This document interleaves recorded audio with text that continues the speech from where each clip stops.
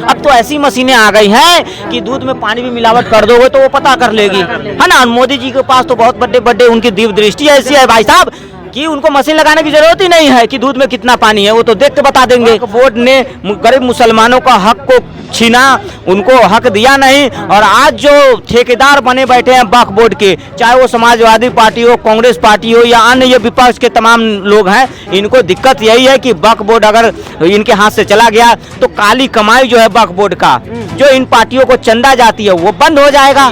कब्जा वैसी करके बैठे हैं, 15 मिनट वाले भाईजान करके बैठे हैं, लाल टोपी वाले, हरी टोपी वाले, कौन कौन टोपी वाले, हाथ छाप, ये सब कब्जा करके बैठे हैं, है ना। तो अब वो नहीं चलेगा। मुस्लिम संस्थान है तो वो भारत की संपत्ति नहीं है क्या?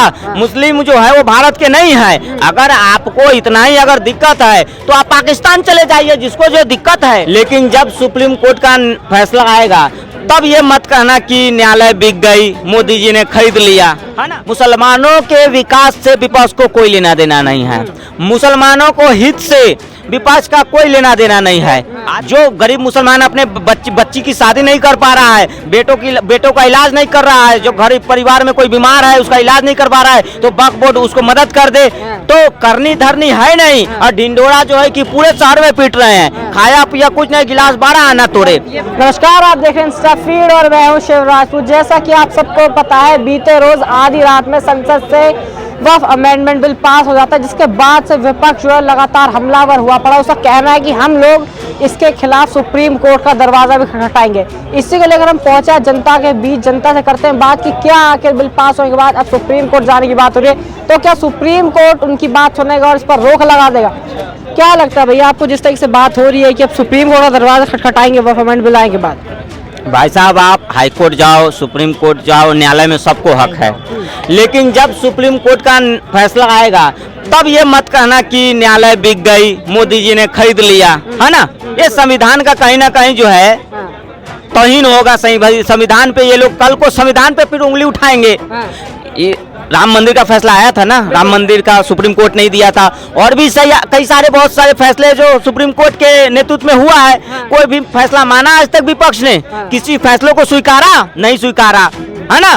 तो कहीं ना कहीं विपक्ष की ये दोहरी नीति, गंदी मानसिकता ये दर्शाती है कि जो वक्फ बोर्ड में अमेंडमेंट हुआ है, मुसलमानों के विकास से विपक्ष को कोई लेना देना नहीं है, मुसलमानों को हित से विपक्ष का कोई लेना देना नहीं है। आज मोदी जी ने क्या किया बताइए ना, वक्फ बोर्ड को ये तो नहीं मोदी जी अपने जेब में रख लिए हैं, या मोदी जी वहाँ पे अपना घर बना लेंगे, मोदी जी वो जमीन अडानी अंबानी को तो न दे देंगे। यही कह रहा है विपक्ष, मोदी जी कहीं जमीन अडानी अंबानी को दे देंगे। मतलब विपक्ष को मैं तो वही बताना चाहता हूँ, ये भी वही विपक्ष है जो 10 रुपये का कूपन घसती थी रिचार्ज का, और 8 रुपया भाई साहब 7 रुपया मिलता था।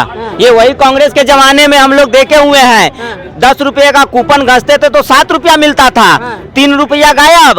और आज 200 में 300 में पूरे दिन रात इंटरनेट चल रहा है, और उसी इंटरनेट से जो है ये अडानी और अंबानी को गाली दे रहे हैं कि अडानी अंबानी ने देश खरीद लिया। अरे भाई साहब, जिस अडानी और अंबानी को तुम गाली दे रहे हो सोशल मीडिया पे, आज अडानी का 300 रुपये में तुम लोग जो है कि नहीं तो 2 रुपये कॉल करता था इधर से और 2 रुपये उधर से। कांग्रेस के काल में जो कांग्रेस का आज तक जो है कि इनकमिंग फ्री नहीं कर पाई, वो देश के विकास की बात कर रही है भाई साहब, है ना। तो ये हजम होने वाली बात नहीं है। तो ये बात जो है कि अमेंडमेंट जो हुआ है, अमेंडमेंट हुआ है तो ये तो अच्छी बात है कि उसमें जो गरीब मुसलमान है, जो गरीब मुसलमान का बच्चा पढ़ना चाहता है, जो IAS IPS डॉक्टर इंजीनियर बनना चाहता है, तो वक्फ बोर्ड उसको उसका हक दे। वक्फ बोर्ड जो है कि उसको स्कॉलरशिप दे, वक्फ बोर्ड जो है कि उसको पढ़ने के लिए विदेश भेजे, बाहर देश बड़े बड़े शहरों में भेजे। वक्फ बोर्ड जो है मुसलमान जो गरीब बच्चे हैं उसके लिए हॉस्टल खोल दे, जो गरीब मुसलमान 3 तलाक से पीड़ित महिला है उसके लिए घर बना दे, जो गरीब मुसलमान अपने बच्ची की शादी नहीं कर पा रहा है, बेटों का इलाज नहीं कर रहा है, जो गरीब परिवार में कोई बीमार है उसका इलाज नहीं कर पा रहा है, तो वक्फ बोर्ड उसको मदद कर दे। तो करनी धरनी है नहीं, और ढिंडोरा जो है कि पूरे शहर में पीट रहे हैं, खाया पिया कुछ नहीं, गिलास 12 आना तोड़े। ये फिर सवाल उठा दे रहे हैं, कह रहे हैं कि भैया ये मुस्लिम संस्थान है, गैर मुस्लिम को इसके अंदर क्यों मेंबर बना रही है? तो मुस्लिम संस्थान है तो वो भारत की संपत्ति नहीं है क्या?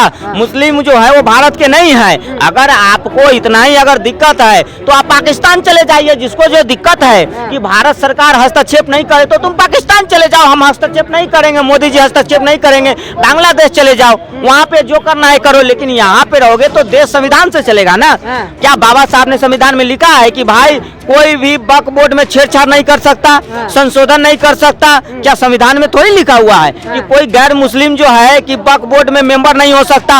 और यहाँ गैर मुस्लिम और मुस्लिम की बात ही नहीं है। जिला अधिकारी जो IAS ऑफिसर होगा, डिस्ट्रिक्ट लेवल का बड़े अधिकारी, वो उसका एक तरह से एग्जीक्यूटिव मेंबर होगा, जिसके देख रेख में वक्फ बोर्ड का जो ऑडिट होगा कि उसमें कितने इनकम हो रहे हैं, प्रॉपर्टी से कितने खर्च हो रहे हैं, उस प्रॉपर्टी का कहाँ यूज हो रहा है, दुकान में हो रहा है, मकान में हो रहा है, एग्रीकल्चर में हो रहा है, कमर्शियल में हो रहा है, रेस्टोरेंटल में हो रहा है, तोप बनाने में हो रहा है, बम बनाने में हो रहा है, बारूद बनाने में हो रहा है, क्या बनाने में हो रहा है, ये तो हमको जानकारी होना चाहिए कि नहीं। अब वक्फ बोर्ड की संपत्ति है, पता चले वहाँ पे जो है कि कुछ और चल रहा है, ओयो चल रहा है, ठोकाई का काम चल रहा है, तो ऐसा थोड़ी होगा, है ना।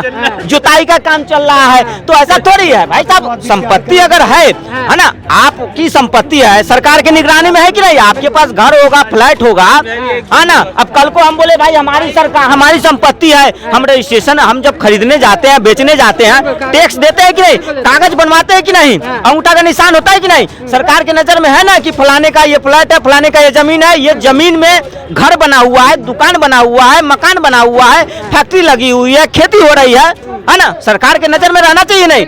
तो आपको क्या दिक्कत है जो है कि ये वक्फ बोर्ड से दिक्कत उसी लोगों को है जो वक्फ बोर्ड की काली कमाई खाते थे, जो गरीब मुसलमानों का हक खाते रहे। पिछले 70 साल से आप बता दीजिए वक्फ बोर्ड ने कौन से गरीब मुसलमानों को मदद किया है? कोई अगर आफत आ रही है, कोई प्राकृतिक आपदा आ रहा है, बाढ़ आ रहा है, आंधी आ रहा है, तूफान आ रहा है, भूकंप आ रहा है, वक्फ बोर्ड ने किसी एक गरीब मुसलमान को मदद किया हो? कभी नहीं किया। वक्फ बोर्ड के जमीन पड़े पड़े वहाँ पे घास उपज रहे हैं, जो बड़ी बड़ी संपत्तियां हैं, प्राइम लोकेशन है, जिसका रेंट करोड़ों है, जिसका कीमत करोड़ों रुपए है, तो उसका यूटिलाइजेशन होना चाहिए ना। वहाँ पे स्कूल बनना चाहिए, कॉलेज बनना चाहिए, यूनिवर्सिटी बनना चाहिए, जिसमें सभी लोग उसका जो है कि फायदा ले सकते हैं। जो लोग कभी कहते थे कि राम मंदिर के जगह पे अस्पताल बना दिया जाना चाहिए, अस्पताल बना जाए, कॉलेज बना दो, यूनिवर्सिटी बना दो, तो आज तो वक्फ बोर्ड के पास इतनी सारी जमीनें हैं, अब वो लोग क्यों नहीं आवाज उठा रहे हैं कि वहाँ पे वक्फ बोर्ड के जमीन पे कॉलेज बना दो, स्कूल बना दो? तो मोदी जी की ये पारदर्शिता, ये सोच, दिव्य दृष्टि दर्शाती है कि कहीं ना कहीं मुसलमानों को मुख्य धारा से जोड़ने में दूर रखा गया। वक्फ बोर्ड ने गरीब मुसलमानों का हक को छीना, उनको हक दिया नहीं, और आज जो ठेकेदार बने बैठे हैं वक्फ बोर्ड के, चाहे वो समाजवादी पार्टी हो, कांग्रेस पार्टी हो, या अन्य ये विपक्ष के तमाम लोग हैं, इनको दिक्कत यही है कि वक्फ बोर्ड अगर इनके हाथ से चला गया तो काली कमाई जो है वक्फ बोर्ड का, जो इन पार्टियों को चंदा जाती है, वो बंद हो जाएगा।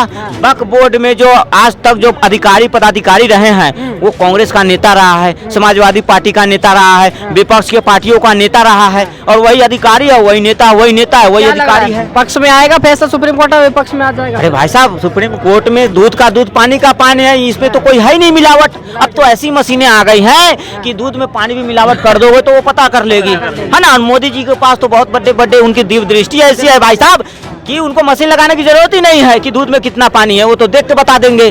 तो वक्फ बोर्ड में जो काली कमाई हो रही है, जो इसका वक्फ बोर्ड का गलत उपयोग हो रहा है, वो मोदी जी नहीं होने देंगे। वो हक गरीब जिसका है, हम नहीं कह रहे हैं कि वक्फ बोर्ड के जमीन से हमें फायदा नहीं है, इनको फायदा नहीं है, इनको फायदा नहीं है, न ब्राह्मण को फायदा है, न ठाकुर को, न बनिया, किसी को फायदा नहीं, लेकिन हम आवाज इसलिए उठा रहे हैं कि हम चाह रहे हैं कि कोई गरीब मुसलमान हो, उसका हक मिले। आज एक गरीब मुसलमान पंचर ही बना रहा है, उसका हक है, वक्फ बोर्ड वाले उसका हक मार के बैठे हैं। वक्फ बोर्ड एक गरीब मुसलमान को पंचर की दुकान खोल के नहीं दे सकता है। आज एक गरीब मुसलमान ठेला लगा रहा है किराए पे लेके, वक्फ बोर्ड उसको ठेला खरीद के नहीं दे सकता है, वक्फ बोर्ड उसको ऑटो खरीद के नहीं दे सकता है, दुकान दे के खरीद के नहीं दे सकता है। तो वक्फ बोर्ड ने जो गरीब मुसलमानों का हक कब्जा किया है, वही तो मोदी जी चाह रहे हैं कि भाई गरीब जो जिसका हक है उसको मिलना चाहिए। कब्जा वैसी करके बैठे हैं, 15 मिनट वाले भाईजान करके बैठे हैं, लाल टोपी वाले, हरी टोपी वाले, कौन कौन टोपी वाले, हाथ छाप, ये सब कब्जा करके बैठे हैं, है ना। तो अब वो नहीं चलेगा।